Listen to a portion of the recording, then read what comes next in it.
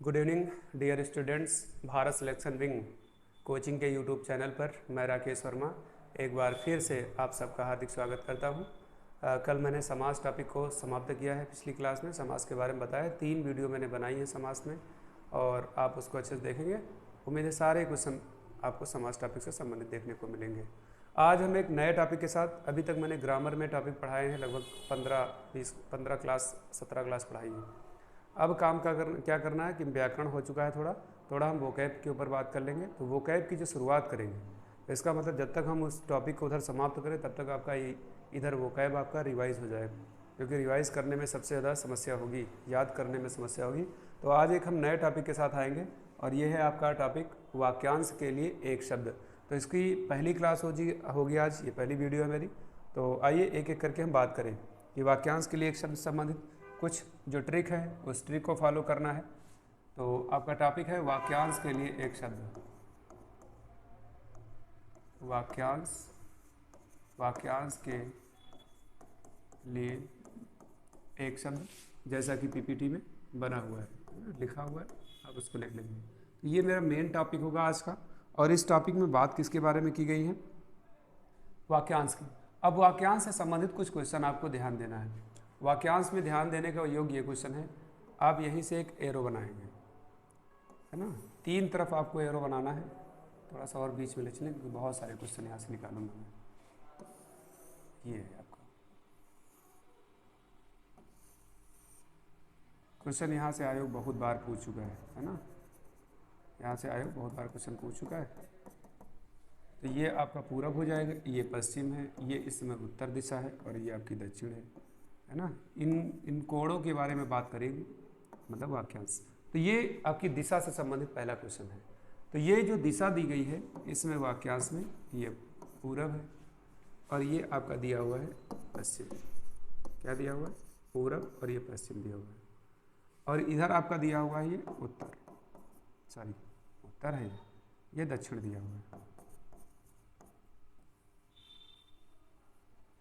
ये दिया हुआ है आपका दक्षिण, है ना, ये दक्षिण दिया हुआ है। और इधर हम बात करेंगे तो ये आपका दिया हुआ है उत्तर, ये चीज दी हुई है। अब काम ये करना है, क्वेश्चन यहाँ से संबंधित आयोग आपसे पूछेगा कि पूरब और उत्तर के बीच की दिशा या बीच का जो कोण होता है उसे क्या कहते हैं। तो इसको आपको लिखना है कि इसको बोलते हैं ईशान। क्या बोलते हैं? ईशान। पूरब और दक्षिण के बीच की दिशा को क्या बोलते हैं? इसको बोलते हैं आग्नेय या फिर अग्नि कोण बोलते हैं। क्वेश्चन है दक्षिण और पश्चिम के बीच की दिशा क्या है? इसको बोलते हैं नैऋत्य। क्या बोलेंगे? नैऋत्य। तो ये आपका नैऋत्य हो जाएगी। और उसके बाद में उत्तर और पश्चिम के बीच की दिशा का कोण क्या होगा? इसको बोलेंगे वायव्य। क्या बोलेंगे? ये वायव्य दिया होगा। अब आप देखिए, क्वेश्चन बहुत बढ़िया है। 4 क्वेश्चन आपके तैयार हो गए वाक्यांश से संबंधित, यानी दिशाएं हमारी मुख्य रूप से कितनी हैं? 4। वैसे टोटली देखा है तो हम 10 पर बात करते हैं, क्योंकि 8 तो दी हुई, एक ऊपर और एक नीचे, है ना। लेकिन हमारी दिशाएं कितनी हैं? मुख्य रूप से हम आप 4 की बात करेंगे। तो क्वेश्चन आपसे आयोग पूछेगा कि पूरब और उत्तर की बीच की दिशा क्या कहलाती है? तो उसे बोलते हैं ईशान। उत्तर और पश्चिम के बीच की दिशा पूछेगी, इसको क्या बोलते हैं? तो इसको बोलते हैं हाँ, उत्तर और पश्चिम के बीच की दिशा को वायव्य बोलते हैं, और पश्चिम और दक्षिण के बीच की दिशा को बोलेंगे नैऋत्य, दक्षिण और पूर्व के बीच की दिशा को बोलेंगे आग्नेय। एक क्वेश्चन तो यहाँ से आता है। एक क्वेश्चन आपका आता है इसी से संबंधित। एक क्वेश्चन पूछता है आपसे कि पूरब को दूसरे किस नाम से जानते हैं? तो इसको प्राची कहते हैं। क्या कहते हैं? इसको प्राची बोलते हैं। दूसरी तरफ पश्चिम को किस नाम से जानते हैं? तो इसको बोलते हैं प्रतीची बोलते हैं। दक्षिण को क्या कहते हैं? तो दक्षिण को बोलते हैं दधीची। और उत्तर को पूछेगा क्या कहते हैं? तो इसको बोलते हैं उदीची या उदीची दिया होगा, है ना, ये दिया होगा। तो कभी कभी क्वेश्चन आता है दधीची का विलोम क्या होगा? उधर से लगा देंगे। प्राची का विलोम क्या होगा? तो प्रतीची लगा देना है। एक तो ये क्वेश्चन हो जाएगा। एक क्वेश्चन बहुत बढ़िया है आपका जीएस का, मैं यहीं से क्लियर करूंगा कि जीएस का क्वेश्चन दिया हुआ है। जीएस के क्वेश्चन में ये पूछेगा आपसे, जीएस का क्वेश्चन पूछेगा कि जो पूरब का राजा होता था उसको क्या कहा जाता था? पूरब का जो राजा था उसको बोलते थे सम्राट। क्या बोलते थे? तो ब्रैकेट में यहाँ पर लिख लेना आपको, ये राजा है, ये सब अभी हम दिशा के बारे में बात कर रहे थे। पश्चिम का जो राजा था, यानी पश्चिम का राजा यहीं पर लिख लेंगे, यहाँ पर राजा लिखा हुआ है पश्चिम का, इसके लिए घेरो लगा देना है ना। पश्चिम को राजा को बोलते हैं थे स्वराट, ये पश्चिम का राजा है, ब्रैकेट में राजा लिख लेंगे, तो यहाँ पर राजा हो जाएगा। उत्तर का राजा बोलते थे, उत्तर का राजा है विराट। अब ऊपर वाला हम मिटा दें क्योंकि उसके बारे में बात हो रही है, मुझे थोड़ी सी जगह की भी आवश्यकता है ऊपर। तो उत्तर को जो राजा था उसका नाम था, उसको बोलते थे विराट। विराट कोहली से याद रखना है, ये इधर का उत्तर का राजा होता था, ठीक है। ये आपकी जो NCERT है उसमें क्वेश्चन दिया हुआ है। अब ये दधीच वाला तो दिशा से संबंधित दिया हुआ है, विराट दिया। दक्षिण का राजा अगर पूछेगा कि दक्षिण के राजा को क्या बोलते थे, तो यहाँ पर लिखना है राजा, दक्षिण का जो था उसको बोलते थे किस नाम से, भोज। तो दक्षिण का राजा भोज, पूरब का राजा सम्राट, उत्तर का राजा विराट कोहली, और इधर आपका पूछेगा पश्चिम का राजा तो इसको बोलेंगे स्वराट, है ना। स्वराट लिखा हुआ है, ये राजा लिखा हुआ है स्वराट। बात समझ गए होंगे हमें उम्मीद है। पूरब का राजा, अभी तक यहाँ पर क्वेश्चन अभी और नोट करना है, क्वेश्चन अभी तो और नोट करना है, एक बीच में एक क्वेश्चन में बनाऊंगा ना। क्वेश्चन कहा गया है कि मध्य के राजा को क्या बोलते थे, तो मध्य के राजा को बोलते थे राजन। क्या बोलते थे, राजन। एक क्वेश्चन और है, क्वेश्चन ये है कि पूरब, उत्तर, पश्चिम और दक्षिण, यानी ये क्वेश्चन ये है कि वह राजा कौन है, वह राजा कौन है जिसने चारों दिशाओं को जीता है। जिसने चारों दिशाओं को जीता है उसको बोलते हैं एक राट। क्या बोलते हैं, यहाँ पर लिख लेंगे इससे संबंधित, एक राट, एक राट, ये राजा है, आप इसको लिख लेंगे। आप मैं लैंग्वेज बोल रहा हूँ बातों में, आप उसको नोट करते हुए चले जाएंगे। क्वेश्चन पूछेगा चारों दिशाओं का राजा क्या कहलाता था, उसे बोलते थे चारों दिशाओं। तो चारों दिशाओं यहाँ पर लिख लेना है इसकी लैंग्वेज, और इसको बना लेंगे आप क्वेश्चन। ये GS का क्वेश्चन दिया है। चारों दिशाओं का राजा बोलते थे उसको एक राट बोलते थे। मध्य का राजा जो था उसको बोलते थे राजन, पूरब का राजा सम्राट, पश्चिम का राजा विराट, और उत्तर का राजा विराट, पश्चिम का पूछेगा स्वराट, दक्षिण का पूछेगा राजा भोज। अभी ये क्वेश्चन और मैं बनाऊंगा यहाँ से, अभी आपको और नोट करना है। ये करंट जो वाक्यांश के लिए एक शब्द है, इस टॉपिक को मैं, है ना, कुछ अलग तरीके से पढ़ाने का प्रयास कर रहा हूँ। तो आप सभी क्या करेंगे, इस स्लाइड में जो जितने भी चीज़ें लिखी हुई उसको लिख लेंगे। सफ़ेद कलर में मैंने जितना भी लिखा है ये सब राजा दिया हुआ है, और इस कलर में मैंने जितना लिखा है वो सब दिशाओं से संबंधित है। पूरब पश्चिम इसकी मुख्य दिशा है। क्वेश्चन आयोग ने आपसे एक पूछा था कि पूरब का स्वामी क्या कहलाता है। पूरब का अगर स्वामी दिया हुआ है ना, तो पूरब का स्वामी क्वेश्चन पूछेगा उसे क्या बोलते हैं, पूरब का स्वामी। और एक है पश्चिम का स्वामी। पश्चिम का स्वामी से संबंधित यहीं पर क्वेश्चन लिख लेंगे, पश्चिम का स्वामी अगर पूछा जाएगा तो क्या बोलेंगे। और एक है आपका उत्तर का स्वामी, तो यहीं पे लिखेंगे उत्तर का स्वामी। और एक है आपका दक्षिण का स्वामी, तो दक्षिण का स्वामी कहाँ लिखना है, यहीं पर लिख लो ब्रैकेट में, दक्षिण का स्वामी, है ना। तो पूरब का स्वामी, इसका मतलब सूर्य लिख लेना है। पूरब का स्वामी किसे कहते हैं, सूर्य को कहते हैं। उत्तर का स्वामी, उत्तर का स्वामी लिखेंगे डैश करके, इसको बोलते हैं कुबेर। उत्तर के स्वामी को बोलते हैं कुबेर।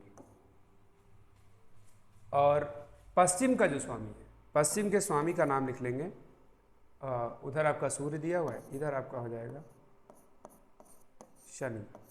पश्चिम के स्वामी को क्या बोलेंगे, शनि।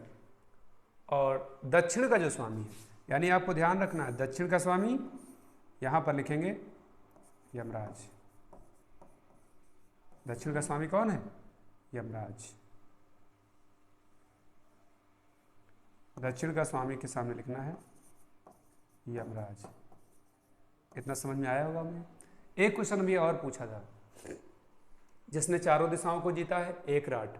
एक क्वेश्चन पूछेगा पूरी पृथ्वी का स्वामी। पूरी पृथ्वी का स्वामी का मतलब समझ रहे हैं, यानी आप पूरब से शुरू कर रहे हैं, पूरब, उत्तर, पश्चिम, एक गोलाकार चला जाएगा एक। पूरी पृथ्वी का स्वामी, यहाँ पर क्वेश्चन लिखा हुआ है, पूरी पृथ्वी का स्वामी। ये क्वेश्चन समीक्षा अधिकारी में आ चुका है हिस्ट्री में। उसको बोलते हैं चक्रवर्ती। पूरी पृथ्वी का स्वामी चक्रवर्ती, ये है वाक्यांश टॉपिक। अब आप बात को समझिएगा, इसको नोट करेंगे अपने नोट्स में, और देखिए कितने क्वेश्चन मैंने एक ही स्लाइड में पढ़ाया आपको, कितने सारे क्वेश्चन हो गए। क्वेश्चन है दिशाएं 4 हैं, पूर्व पश्चिम उत्तर दक्षिण, और उसके बाद में चारों कोनों यानी कोण है।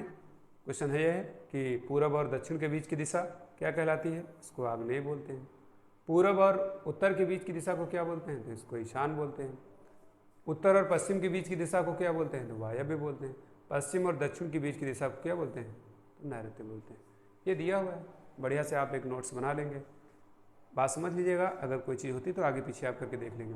प्राची भी पूरब को ही बोलते थे, इसका उल्टा पश्चिम को प्रतीची बोलते हैं, उत्तर को उदीची बोलते हैं और दक्षिण को दधीची बोलते हैं। ये लिखा हुआ है, दिशा से ही संबंधित क्वेश्चन है। अब बात आई राजा, तो पूरब का राजा कौन था, सम्राट था। उत्तर का राजा विराट है ना। मध्य का राजा राजन है, दक्षिण का राजा भोज है, पश्चिम का राजा स्वराट है, और जिसने चारों दिशाओं को जीता है उसका मतलब एक राट हो जाएगा। तो ये राजा है। स्वामी वाला, उत्तर का स्वामी कुबेर, पश्चिम का स्वामी शनि, पूरब का स्वामी सूर्य, और दक्षिण का स्वामी कौन है, यमराज। ये इतने सारे क्वेश्चन हैं। और पूरी पृथ्वी का स्वामी चक्रवर्ती बोलेंगे। अच्छा, राजा और सम्राट में वाली भी कंडीशन आती है। राजा किसी देश का राजा होता है, लेकिन सम्राट कौन होता है, सम्राट का मतलब होता है छोटे छोटे राजा हैं, छोटे छोटे जो राजा हैं सबको मिला करके जो सबसे बड़ा वाला राजा होता है, उससे बड़ा कोई राजा नहीं, उसको बोलते हैं सम्राट। यहाँ पर क्वेश्चन है। तो हमें उम्मीद है ये चीज़ आपको समझ में आई होगी बहुत अच्छे से। एक नोट्स खूब अच्छा सा बना लेंगे, खूब अच्छा सा नोट्स बना करके स्क्रीनशॉट ले लीजिए, और आगे हम बात फिर करते हैं। इसमें मैंने लगभग 10 मिनट लगाया है, और आपको क्वेश्चन यहाँ से संबंधित 10-15 तैयार हो जाएंगे। ठीक है, अब हम बात करेंगे क्वेश्चन एक दिया हुआ है, क्वेश्चन पूछेगा अंगूठा और मध्यमा के बीच की उंगली। अंगूठा और मध्यमा के बीच की उंगली को क्या बोलते हैं। तो आपको पहला क्वेश्चन लिखना है, अंगूठा और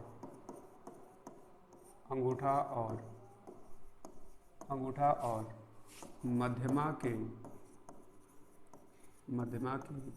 बीच की उंगली, इसको क्या बोलते हैं। यानी कहने का मतलब ये है कि ये अंगूठा हुआ है और ये है मध्यमा, तो अंगूठा और मध्यमा के बीच उंगली, इसको पूछ रहा है ये कौन सी उंगली है। तो इस उंगली का नाम लिखेंगे, कौन सी उंगली है आपको बताना है। उंगली का नाम है तर्जनी।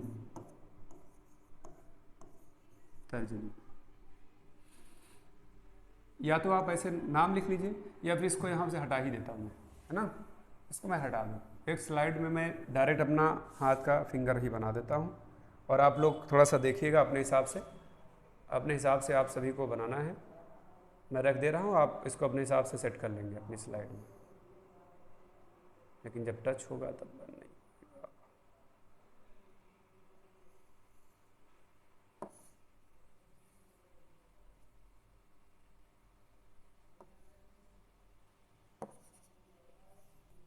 अरे भाई,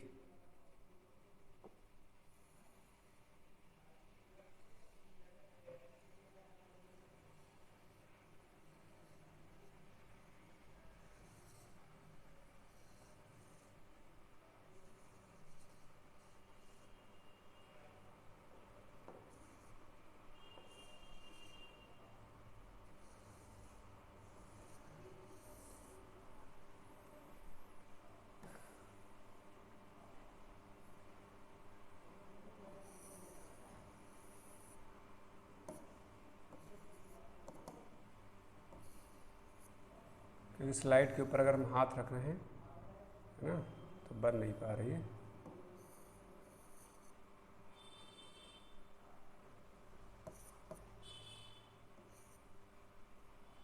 अरे भाई, इससे अच्छा है तो मैं डायरेक्ट लिख ही दूँ।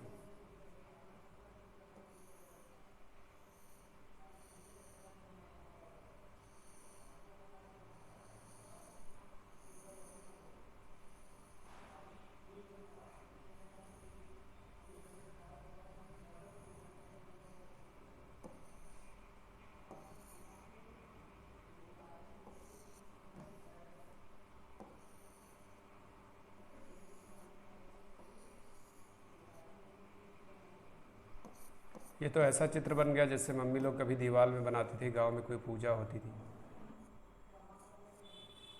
है ना। मैंने अपने पिताजी का, हमको लग रहा है, अंगूठा बना दिया है।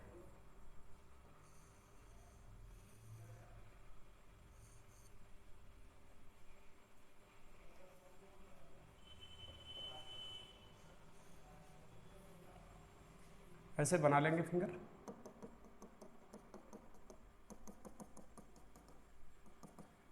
अब यह देख के डरावना ना लगे, इसको समझने के लिए मैंने बनाया है केवल, है ना। काम चलो बन गया, हाथ से बन नहीं रहा था, मैं स्लाइड को चेंज कर रहा था बार बार। यहाँ पर क्वेश्चन ये है अंगूठा दिया हुआ है, अंगूठा, और ये मध्यमा है, ये मध्यमा दी है। अब क्वेश्चन यही पूछेगा अंगूठा और मध्यमा के बीच की उंगली, तो इसका मैं नाम लिखवा रहा था, इसको लिख लेंगे तर्जनी। और इसका क्वेश्चन पूछेगा, इसको बोलते हैं अनामिका। क्या बोलते हैं? अनामिका। यहाँ से क्वेश्चन को फिर मैं चेंज करूँगा, और ये है आपकी कनिष्ठ। कनिष्ठ माने होता है छोटा, तो कनिष्ठिका लिख लेंगे। कनिष्ठ का मतलब जिसको आप छगुनिया बोलते हैं अपने अवधी भाषा में, है ना।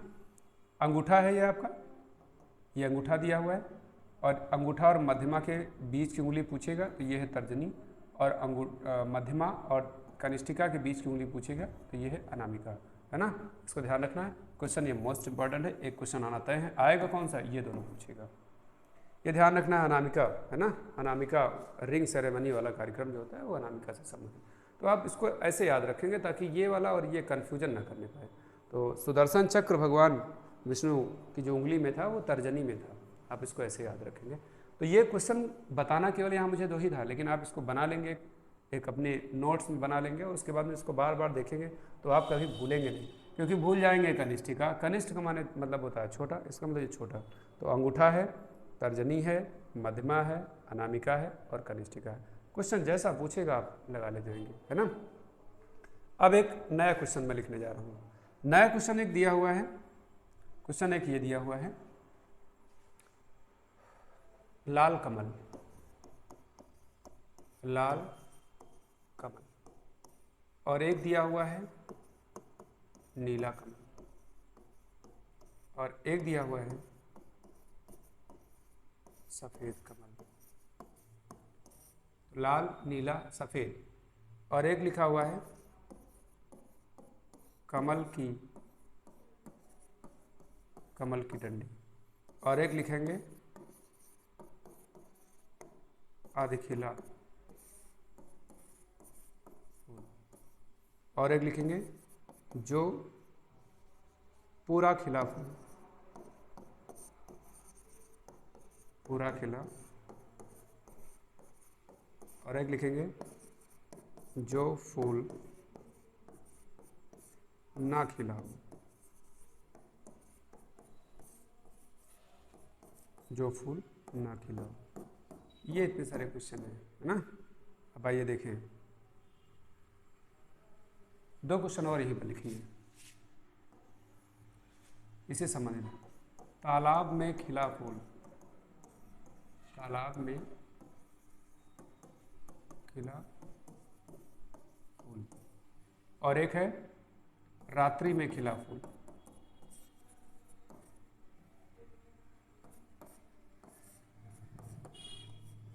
रात्रि में खिला फूल।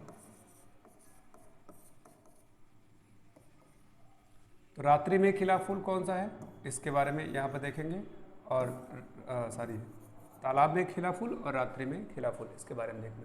अब आइए हम बात करें, यहाँ से संबंधित क्वेश्चन दिया हुआ है, अब इसका आंसर लगा लेंगे। लाल कमल को क्या बोलते हैं?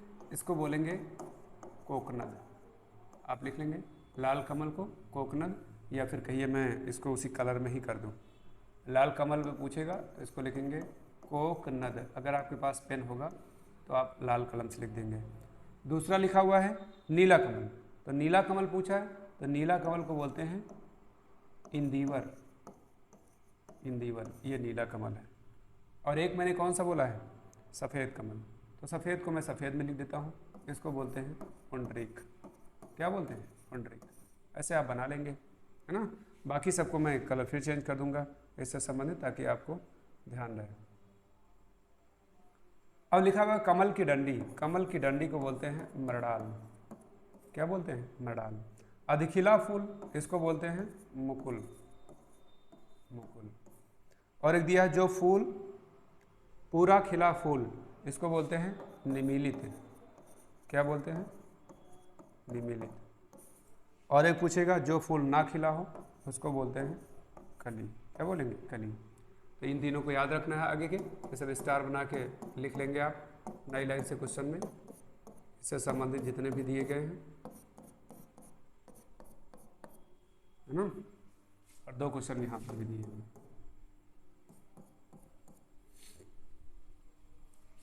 तालाब में खिला फूल, इसको बोलते हैं सारसीज। क्या बोलते हैं, सारसीज।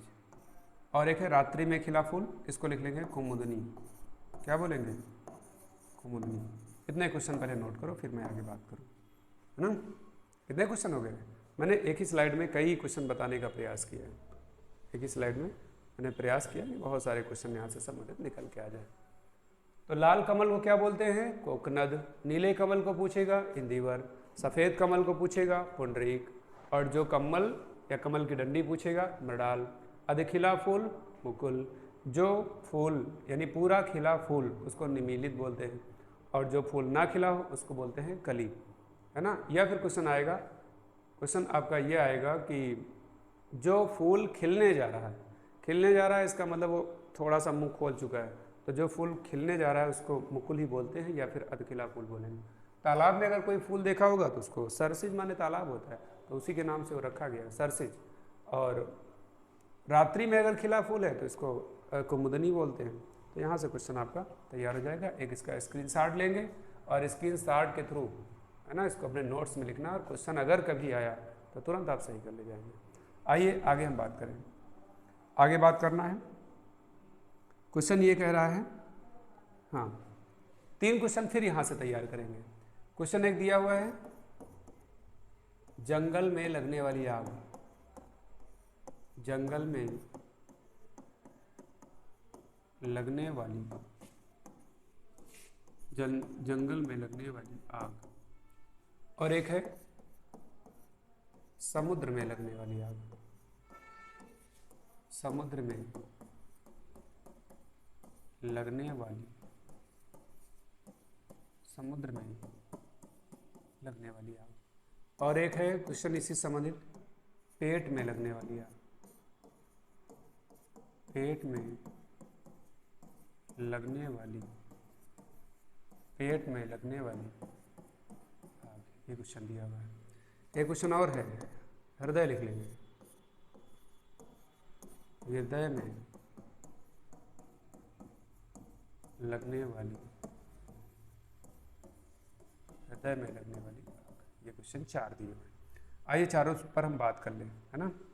चारों पर हम बात करें, क्या होगा इसका आंसर। व्हाइट में लिखा है, रेड में कर देता हूँ। जंगल का मतलब क्या होता है, जंगल में आपको ऐसा याद रखना कि दाव माने जंगल, तो दाव प्लस अग्नि, ऐसे याद रखना।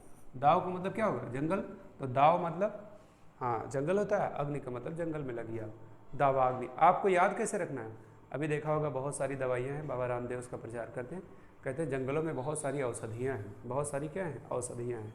औषधि का मतलब दवाई, तो जंगल में दवाई, दवाई का मतलब दावाग्नि। आप ऐसे याद रखेंगे, क्वेश्चन आपको याद रहेगा। समुद्र आपने देखा होगा, कभी आप देखिए अपने मोबाइल पर, टेलीविज़न पर देखिए, समुद्र बहुत बड़ा है। समुद्र बहुत बड़ा है, पूरी पृथ्वी का लगभग देखा होगा 3%, 1/3 तो समुद्र ही है ना। 1/3 नहीं बल्कि कहेंगे 2/3, 1% वाला मामला है लगभग। जब 3 खंड करेंगे तो एक खंड आएगा जिसपे पृथ्वी है, उससे पूरी दुनिया बसी हुई।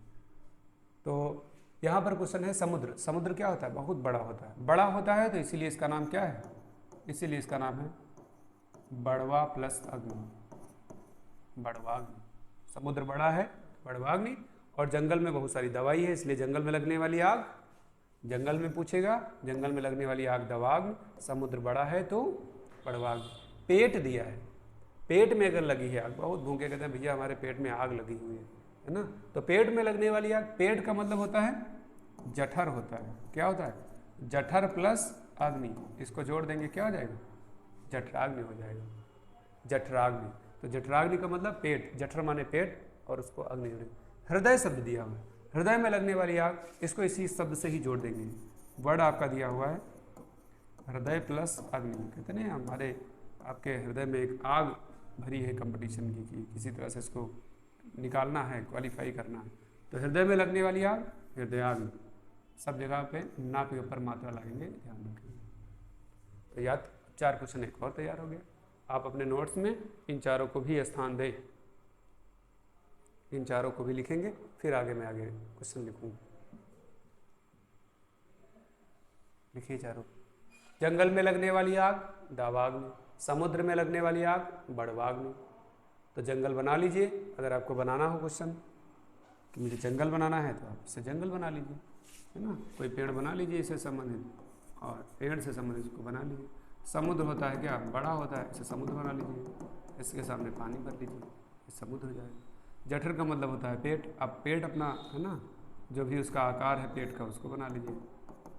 तो इसको बनाने की जरूरत नहीं। हृदय बना लीजिए है संबंधित, आप अपनी कॉपी में बना लीजिए, मैं नहीं बना रहा। तो उसके सामने एक फिगर बन जाएगा, थोड़ा आसान हो जाता है चीज़ें। बाकी डायरेक्ट याद करो, बस मैंने जो बता दिया है कि जंगल में दवाई है इसलिए दावाग्नि, समुद्र बड़ा होता है इसलिए बड़वाग्नि, जठर माने पेट होता है तो जठराग्नि, हृदय का मतलब हृदयाग्नि से जोड़ देंगे, आपका क्वेश्चन क्लियर हो जाएगा। आइए आगे बात करें। क्वेश्चन आपसे पूछेगा, क्वेश्चन कौन सा पूछेगा? क्वेश्चन आपसे पूछेगा हवन में जलाने वाली लकड़ी, हवन में जलाने वाली, हवन में जलाने वाली लकड़ी, उसको क्या बोलते हैं? और एक क्वेश्चन और दूसरा पूछेगा यहाँ से संबंधित, क्या पूछेगा? हवन सामग्री, क्या पूछेगा? हवन सामग्री। और एक क्वेश्चन फिर लिखना है, यज्ञ कुंड के पास, यज्ञ कुंड समास में लिखवाया था, यज्ञ के लिए कुंड, यज्ञ कुंड के पास, यज्ञ कुंड के पास खड़ा किया गया, खड़ा किया गया, खड़ा किया गया स्तंभ। एक क्वेश्चन ये है, यज्ञ कुंड के पास खड़ा किया गया स्तंभ, एक क्वेश्चन ये हो जाएगा। हवन सामग्री हो गई, है ना। तो हवन में जलाने वाली लकड़ी उसको बोलते हैं समिधा। हवन सामग्री को पूछेगा तो उसको बोलते हैं हवि, और यज्ञ कुंड के पास खड़ा किया गया खंभा उसको बोलते हैं यूप। तो आइए उसके नाम लिख देंगे, आप लोग अपने शार्ट नोट्स में इसको लिखते चलेंगे। खंभा की बात करेगा तो इसको यूप बोलते हैं, या में बड़ा की मात्रा और पा होता है यूप। हवन सामग्री को बोलते हैं, क्या बोलते हैं? हवि। और हवन में जलाने वाली लकड़ी अगर पूछेगा तो इसको बोलते हैं, क्या बोलते हैं? शमिधा बोलते हैं। हवन में जलाने वाली लकड़ी को शमिधा, हवन सामग्री को बोलेंगे हवि, और यज्ञ कुंड के पास एक छोटा सा खंभा बनाया जाता है, स्तंभ बनाया जाता है, उसको बोलते हैं यूप। एक क्वेश्चन आपको और लिखना है कि स्वाहा कौन है? स्वाहा है कौन? तो लिखेंगे स्वाहा में लिखना है इंद्र की पत्नी, सॉरी इंद्र की पत्नी तो थी सची, सची, सची का मतलब इंद्र, अग्नि की पत्नी का नाम, अग्नि की पत्नी का नाम, अग्नि की पत्नी का नाम क्या था? स्वाहा। अग्नि की पत्नी का नाम स्वाहा। इसीलिए जब हम लोग हवन सामग्री यज्ञ कुंड पर बैठते हैं तो पंडित जी जैसे बोलते हैं, है ना, दुर्गा माता की स्वाहा करके, जो भी वहाँ पर गायत्री मंत्र उच्चारण और बहुत सारे स्वाहा। तो स्वाहा कौन है? अग्नि देवता की पत्नी को हम लोग समर्पित कर देते हैं, अर्पित कर देते हैं कि आप इसको अपने पास रखिए। तो अग्नि की पत्नी का नाम है स्वाहा, यज्ञ कुंड के पास खड़ा किया गया स्तंभ यूप, हवन सामग्री को पूछेगा हवि, और हवन में जलाने वाली लकड़ी की बात करेगा तो इसका मतलब इसको बोलते हैं समिधा बोलते हैं। अब बात करें आगे, क्वेश्चन और देखेंगे, अगली स्लाइड में देखेंगे। क्वेश्चन आपसे आएगा, अगला क्वेश्चन लिखना है। क्वेश्चन लिखेंगे जिसे बुलाया ना गया हो, जिसे बुलाया गया हो, डायरेक्ट लिखो, जिसे बुलाया गया हो, जिसे बुलाया गया। और दूसरा क्वेश्चन है जिसे बुलाया ना गया हो, जिसे जिसे बुलाया ना गया। तो जिसे बुलाया गया है इसका मतलब उसको बोलते हैं क्या, आहूत। और आपको अगर नहीं बुलाया गया है तो उसका मतलब हो जाएगा आहूत, अनाहूत। तो जिसे बुलाया गया है उसको बोलते हैं आहूत, और जिसे ना बुलाया गया हो उसको बोलते हैं अनाहूत। तो अनाहूत और ना ही बुलाया गया है। अगला क्वेश्चन लिखना है उत्तराधिकार में प्राप्त संपत्ति। क्या लिखना है, उत्तर प्लस अधिकार, उत्तरा प्लस अधिकार, उत्तराधिकार, उत्तराधिकार में प्राप्त संपत्ति, उत्तराधिकार में प्राप्त संपत्ति, इसको बोलते हैं रिक्त। क्या बोलते हैं, उत्तराधिकार में प्राप्त संपत्ति रिक्त होती है। अगला क्वेश्चन है रास्ते में खाने के लिए, रास्ते में खाने के लिए, रास्ते में खाने के लिए ले जाई जाने वाली, ले जाई जाने वाली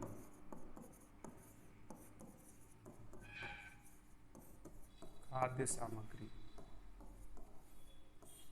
रास्ते में खाने के लिए ले जाई जाने वाली खाद्य सामग्री। क्वेश्चन बहुत बार आया है, डैश करके यहीं पर लिख लेना है।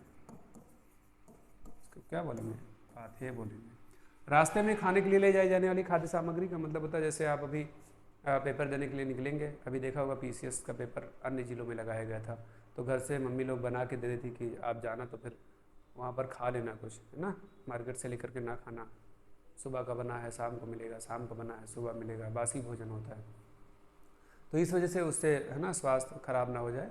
तो रास्ते में खाने के लिए ले जाई जाने वाली खाद्य सामग्री, आप घर से कुछ भी लेके जाते हैं तो उसको बोलते हैं, क्या बोलते हैं, उसको पाथेय बोलते हैं। उत्तराधिकार में प्राप्त संपत्ति का मतलब है कि आपके बाबा जी थे, बाबा के पिताजी थे तो बाबा जी को संपत्ति मिली, और बाबा जी अब नहीं है तो पिताजी को मिली, पिताजी जब नहीं रहेंगे तो आपको मिलेगी, आप नहीं रहेंगे तो आपके बेटों को मिलेगी। ऐसे करके जो सीरीज चलती जाती है उसको बोलते हैं उत्तराधिकार में प्राप्त संपत्ति, उसको बोलेंगे रिक्त। अगला एक क्वेश्चन है, क्वेश्चन एक और लिखेंगे, जहां मुफ्त में भोजन मिलता हो। अगला क्वेश्चन लिखना है, जहां मुफ्त में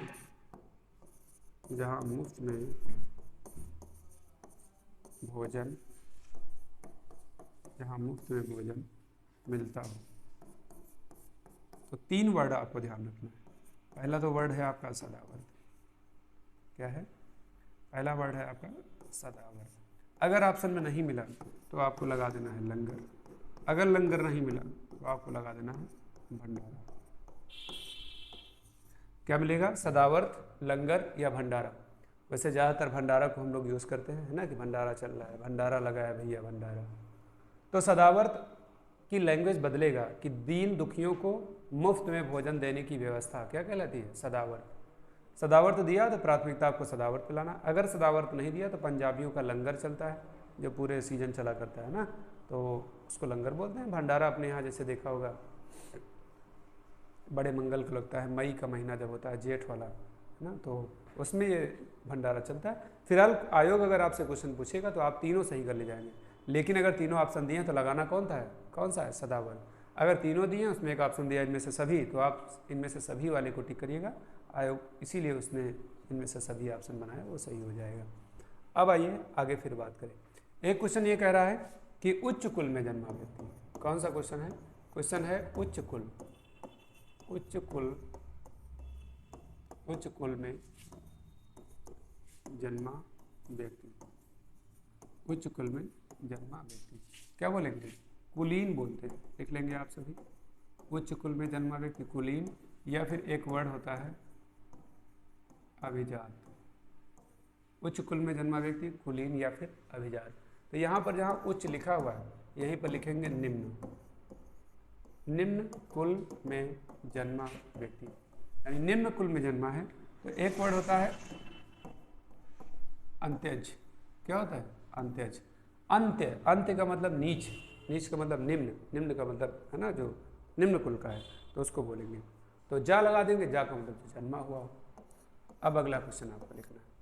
अगला क्वेश्चन में आपको लिखना है कि गुरु के समीप रहकर शिक्षा ग्रहण करने वाला, क्या लिखना है? गुरु के समीप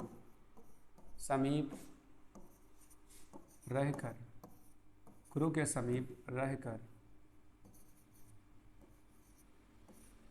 गुरु के समीप रहकर शिक्षा ग्रहण करने वाला, शिक्षा ग्रहण, गुरु के समीप रहकर शिक्षा ग्रहण करने वाला, गुरु के समीप रहकर शिक्षा ग्रहण करने वाला, उसको क्या बोलेंगे? अंतेवासी। इसको ध्यान रखेंगे, क्वेश्चन आयोग पूछ चुका है। क्या बोलेंगे? अंतेवासी। अगला क्वेश्चन लिखा हुआ है झूठा भोजन, झूठा भोजन, या फिर लिखेंगे खाने से बची वस्तु, खाने से बची वस्तु, खाने से बची वस्तु, इसको बोलेंगे उच्छिष्ट।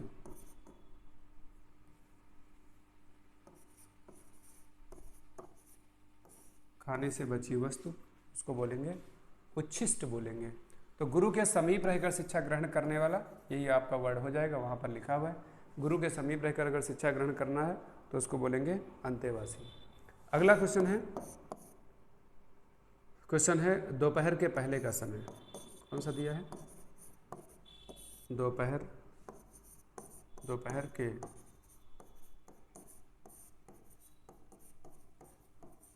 के पहले का समय। और एक क्वेश्चन फिर दिया हुआ है। क्वेश्चन क्या दिया है? क्वेश्चन दिया है दोपहर के बाद का, दोपहर के बाद का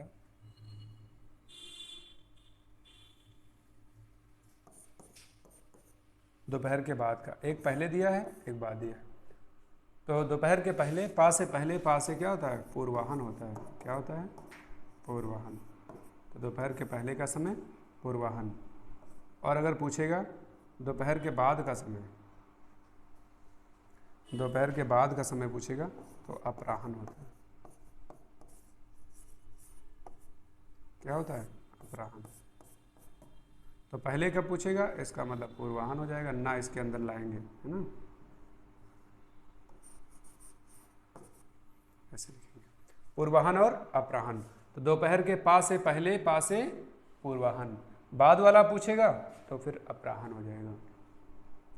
एक क्वेश्चन आयोग बहुत बार पूछा है कि फेंक कर चलाया जाने वाला हथियार, तो इसमें लिखेंगे फेंक कर चलाया जाने वाला, फेंक कर चलाया जाने वाला हथियार, फेंक कर चलाया जाने वाला हथियार, इसको बोलते हैं अस्त्र।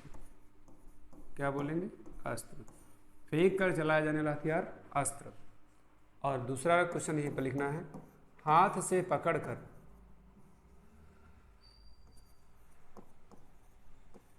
हाथ से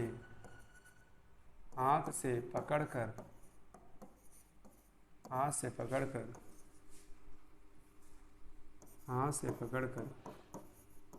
चलाया जाने वाला हथियार, हाथ से पकड़कर चलाया जाने वाला हथियार। ऊपर अस्त्र लिखा है, आपको शस्त्र याद रखना है। यहाँ पर क्या ध्यान रखना है? शस्त्र। तो हाथ से पकड़कर अगर चला रहे हैं तो इसका मतलब उस हथियार को बोलेंगे शस्त्र। आपको याद कैसे रखना? बहुत कन्फ्यूजन होगा। क्वेश्चन जब आयोग पूछता है तो आपको एग्जाम हॉल में सिर्फ इस क्वेश्चन को जब सॉल्व करने का नंबर आता है तो ज़्यादा से ज़्यादा लोग करते हैं, कुछ लोग अस्त्र बोलेंगे, कुछ लोग शस्त्र बोलेंगे, पूरे क्लास में आवाज़ आती है अस्त्र होगा कि शस्त्र होगा। तो आपको ध्यान रखना जो साथ में है इसका मतलब जो पकड़ के चला रहे हैं, तो साथ से साथ, जो साथ में है वो शस्त्र, इसका मतलब पकड़ के चला रहे हैं। बाकी जो दूर चला गया है आपसे, इसका मतलब वो क्या हो जाएगा? वो अस्त्र हो जाएगा। तो हाथ से पकड़ कर चलाया जाने वाला हथियार शस्त्र, और फेंक कर चलाया जाने वाला हथियार आपका हो जाएगा अस्त्र। क्वेश्चन आपसे पूछेगा धनुष एक उपयोगी अस्त्र है, धनुष एक उपयोगी अस्त्र है, तो ये सेंटेंस गलत कहाँ पर है? तो धनुष को आप हाथ से पकड़ चला रहे हैं, तो तो वो अस्त्र नहीं है, तो धनुष क्या हो जाएगा, शस्त्र। लेकिन आए बाण एक उपयोगी शस्त्र है, तो बाण जैसे आप धनुष से छोड़ेंगे तो दूर चला जाएगा, तो दूर चला गया, इसका मतलब क्या होगा, वो अस्त्र हो जाएगा। तो जो चीज़ आपके साथ में है, जो साथ में है शस्त्र, जो दूर निकल गई आपसे, इसका मतलब वो अस्त्र हो जाएगा, है ना। तो उम्मीद है समझ में आए होंगे। बहुत सारे अभी मैंने वाक्यांश यहाँ पर लिखवाए हैं, और आज की मेरी ये पहली क्लास थी वाक्यांश से संबंधित। अभी 2-3 क्लास में और, है ना, कम से कम 3 क्लास में और पढ़ाऊँगा। तो जो इम्पॉर्टेंट वाले हैं मैं लगभग लिखाने का प्रयास करूँगा। आपको काम ये करना है कि पूरी ईमानदारी से नोट्स बनाते हुए चलना है, क्योंकि आज मैंने पहली क्लास पढ़ाई, अभी लगभग 3 क्लास और पढ़ाऊँगा, तब जाकर के ये टॉपिक यहाँ से समाप्त हुआ होगा। और उम्मीद है मैं 40 क्वेश्चन के आसपास 50 क्वेश्चन लिखवाया हूँ। तो एक बढ़िया सा शार्ट नोट्स बनाइए, और मैं खुद यहाँ से याद करा लूँगा, और आपके कमेंट बॉक्स के माध्यम से मैं आपसे सुनता रहूँगा बीच बीच में क्वेश्चन। ठीक है, तो अभी मैंने यहाँ पर 2 वर्ड बताए, लेकिन वो कहाँ पर है, वो अशुद्ध वाक्य से संबंधित भी टॉपिक था। तो आज की क्लास मैं यहीं पर समाप्त करूँगा। तो फिर अगली क्लास में हम कल, है ना, यहाँ पर बात करेंगे वाक्यांश के लिए एक शब्द क्लास 2 में। धन्यवाद।